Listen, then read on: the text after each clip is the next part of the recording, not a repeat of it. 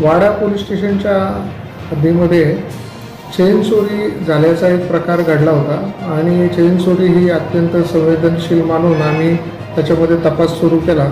याच्यामध्ये वाडा पोलीस स्टेशनकडे 360 नंबरचा गुन्हा दाखल आहे. त्याचा तपास PSI शेवाळे करत आहेत. आमच्या तपास पथकातील अधिकारी PSI मेढे आणि पथकाने याच्यामध्ये CCTV याचा आधार घेऊन आणि तांत्रिक मुद्द्यांवर तपास करून सातत्याने हा गुन्हा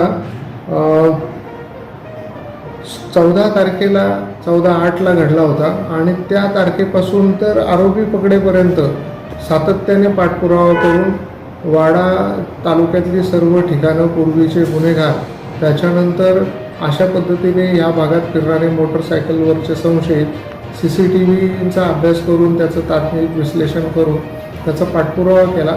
त्यानंतर हे ज्या दिशेत गेले त्या दिशेमध्ये आमचे खबरींचं जाळं जे आहे त्याचा वापर केला आणि त्याच्याकडनं मिळालेल्या माहितीच्या आधारे आरोपी आम्ही निष्पन्न केले आणि त्या आरोपींना वेगवेगळ्या ठिकाणून शहापूरवरून आणि बोईसरवरून आम्ही अटक करण्यात यश मिळवलेलं आहे.